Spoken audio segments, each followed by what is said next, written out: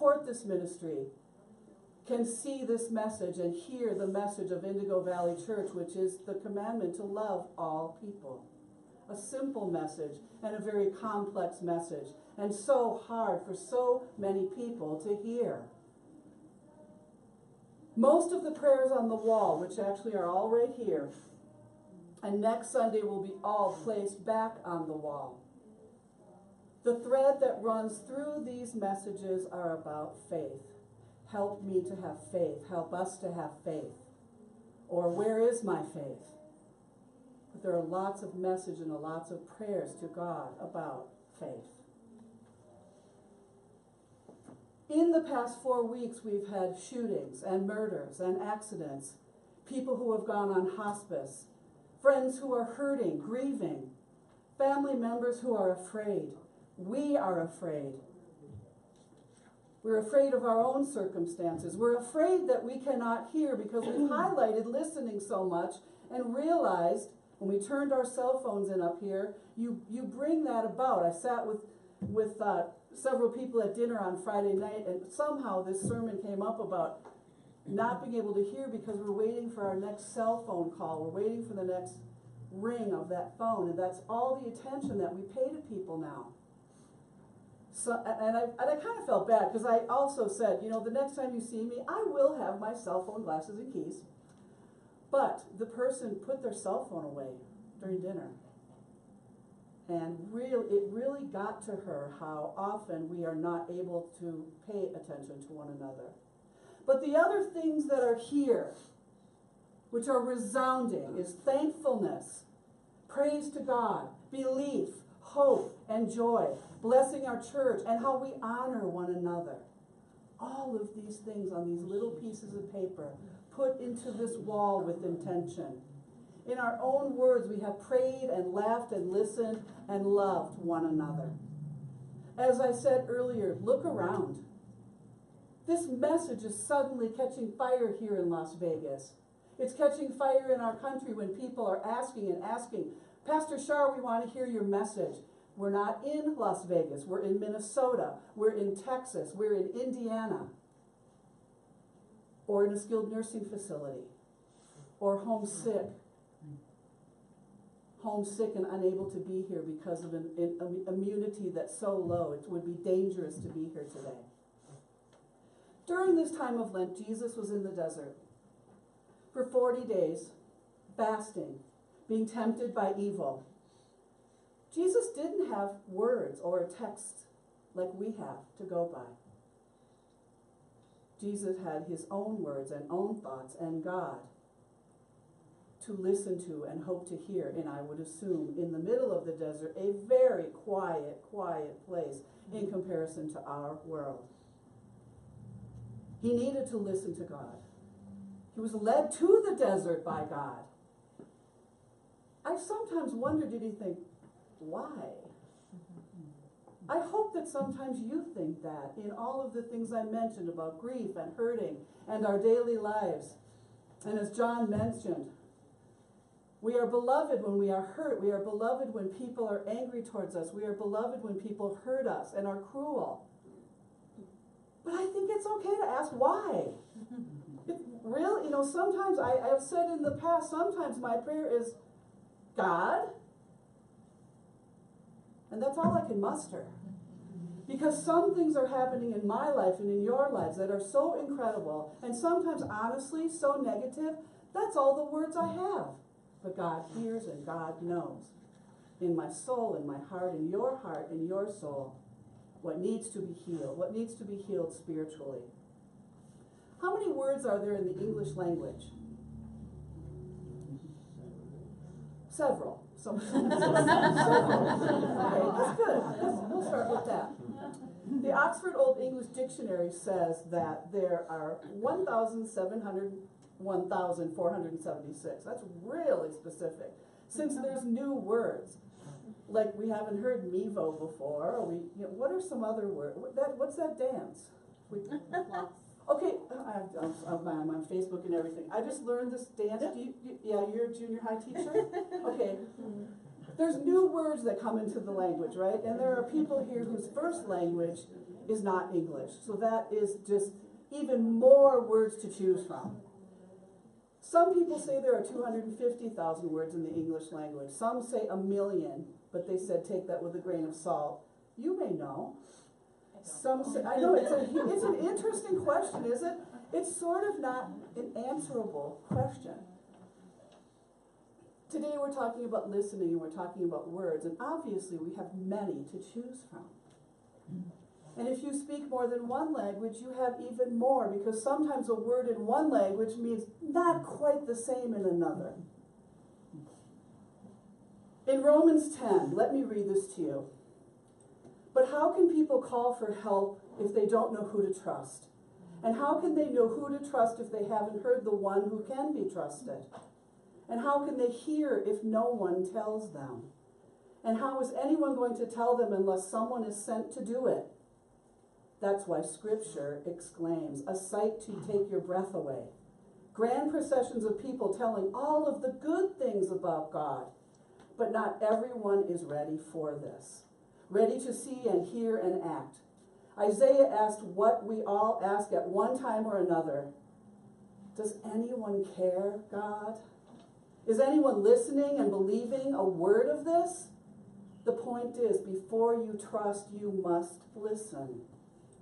We read and remember other texts as well. When Micah 6 says to act with justice, to love mercy, and walk humbly with God. Who has heard that? In Jeremiah 29, I know the plans I have for you.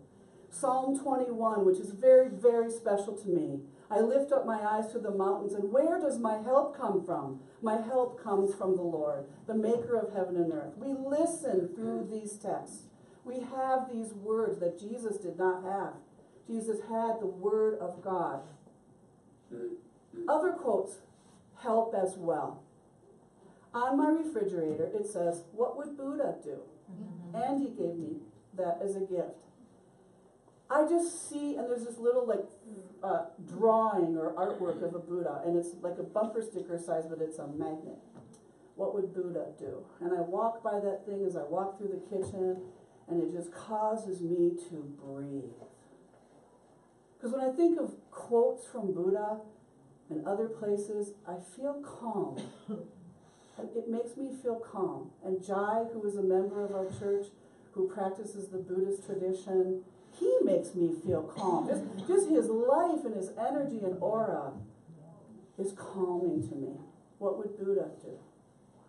I have no idea, but I like hearing it.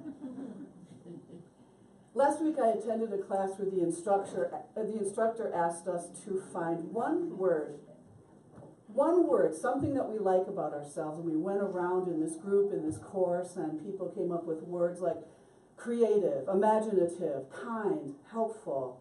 Someone said, I have a mothering spirit. When we look in the mirror, we are looking at the image of God. We are made in the image of God. So when we bother to take the time to look in that mirror, we are looking at the image of God. What do we see? What do we embrace? What word, what story do we embrace when we glance at God? Do we even take a look or just, I have a giant mirror. I'll admit it myself, I have a giant mirror in my bedroom. And there's one hanging, there's like one at the door to our closet. In fact, we have closet doors that are the whole mirror.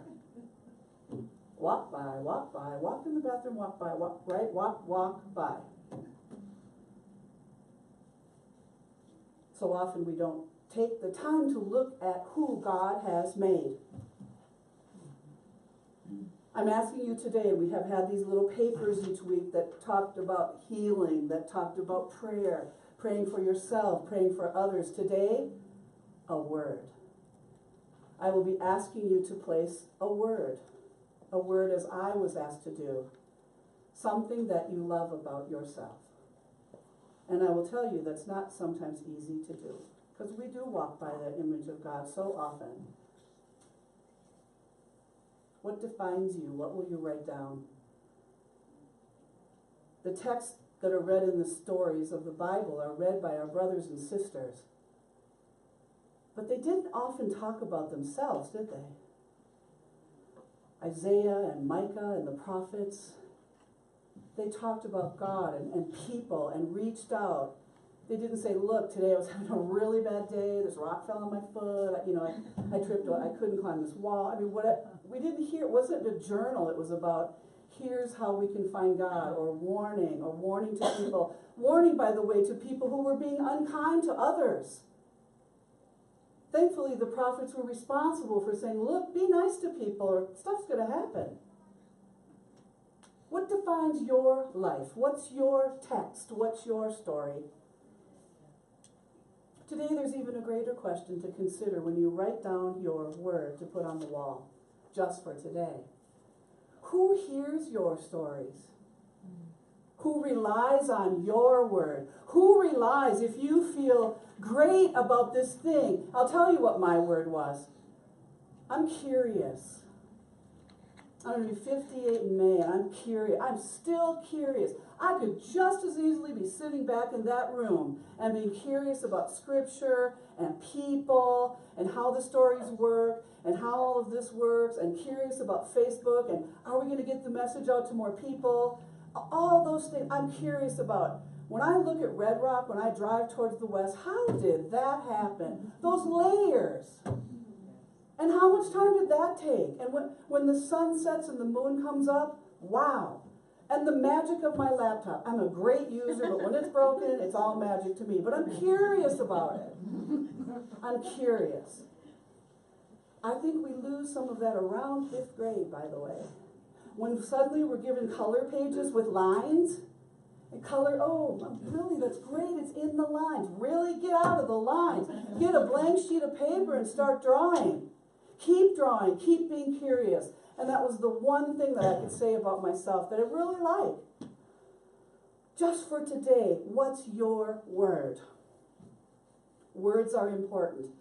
I spent 4 hours in the car with Andy my daughter Andy, in case you don't know her, bringing her back from Northern Arizona University. And we try to listen to music, but we don't. We talk for 4 hours. And every drive. Music's in the background, and we talk and we talk and we talk. Same with Alex. We talk. I have a captured audience, right? Little Jeep Renegade. They're right there. And she said, Mom, you have really different, and thank you for all the compliments I'm about to say, you have really different and interesting perspectives and thoughts about our world and about justice and about loving people. You ought to write it down. You ought to write it down. And so I really thought about that. How we tell our stories, what we think about things are so important. And in this breakneck, profound speed of technology, although I think we take a lot more photographs, I don't think we write enough down about our important stories, our important words. What do we think about things? What do we think will happen to create change in our lives, to create more joy, more happiness, more faith foundation being built? She suggested that since I'm going to be not speaking for a few weeks, and as I told my surgeon, look, speaking is my day job. Do not mess with anything. I know it'll come back in a few weeks, about 2 months. Now, if you know me beyond the pulpit, you know that talking is also my job. And it's also what I love to do. I love to sit down and talk with people and get their perspectives and get to know people. So she has promised, yes, I will have a voice come back. But in the meantime, Andy said, why don't you take this time, start a newsletter, start a blog, and just talk through your words. And I thought it was so interesting because we were already going to be talking about words this week, and it just how, I've always said, I try to plan sermons, but God plans these sermons. These are God's words. And those happenings are God. They're God speak. They're God happening in my life. So that's my plan. This is my call to be here, to share what wisdom I have, to share my life, to share my thoughts with all of you. And during a time when I won't be able to speak for just a few weeks, you will see my words and my thoughts. I hope that they provide healing and hope for all of you. So one word that just for today defines you. What will you bring to the prayer wall? John so beautifully said today in Matthew 5, you are blessed when you are content with just who you are. No more, no less. That's the moment you find yourselves proud owners of everything that cannot be bought. Here is your challenge. Write down a word today, something about yourself. Here's another challenge. What if I said to you, which I don't often do, if I said, there's homework? Now, even if I said this to people who are at home, go grab a piece of paper and pen, write down a word about yourselves. There are 250,000 plus words that you can choose from. If you speak 2 languages, you're all set, because there's that whole other language as well. But what if I asked you to write down a word about something that you like or love about yourself every day until next Sunday? I know there's people here having a difficult time coming up with a word. Because I know there's people here who do not have enough of an image of themselves or a chance to look in the mirror and see that image of God to know what that word might be. Who feel very badly about themselves, who feel very negative, who are hurting, who feel blank, who feel empty, who will not maybe come up with a word and maybe come up here and just put nothing. But God already hears and God already knows that. Sometimes we just cannot even use our words. If there are 500,000 words in our English language, or there are 171,000 words, or there are 10,000 words, what if I asked you this? What if I asked you to write a word on a Post-it note and put it on your bathroom wall, in your bathroom mirror, from today for a year? 365 words. Well, you're down 1 because you'll do 1 today, so 364 words of something that you could reach into your heart, reach into your mind, and think, I like this about myself. How long could you do it? 364 words. On your mirror, on a Post-it note. Because then every day, start looking at those words.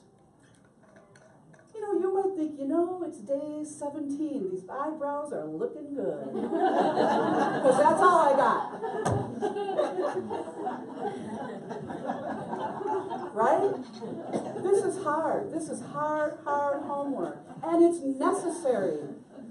Because I will tell you, and I assure you, God has all of those words for you already. When God sees us, God is saying, thank you for you.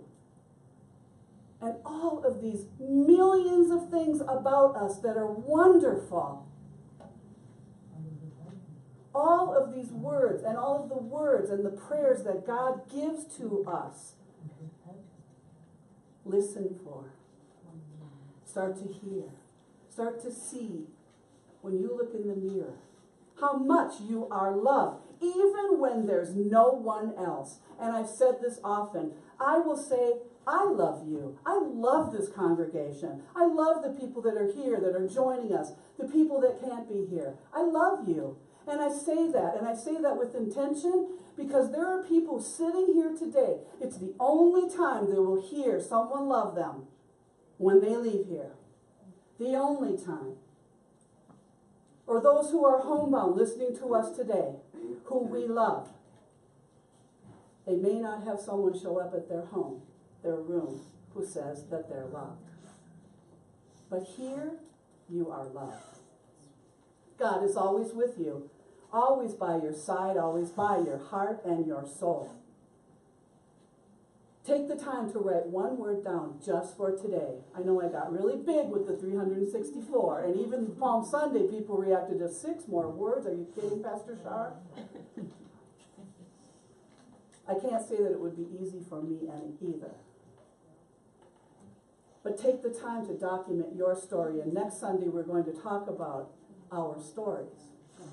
Because I think the people in our Bible, no matter what their names were in any language, are not our mothers and fathers. They are our brothers and sisters. So we ought to have Book of Misty, Book of Crystal, Book of Stephen, Book of Eddie, Book of Pastor Shar. What's your book? What's your chapter?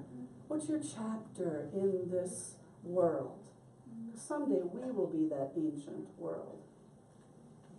Know that you are beautiful and let your love through your words shine. And as with this theme with listening, rest. Rest and listen and breathe. Rest, listen, and breathe.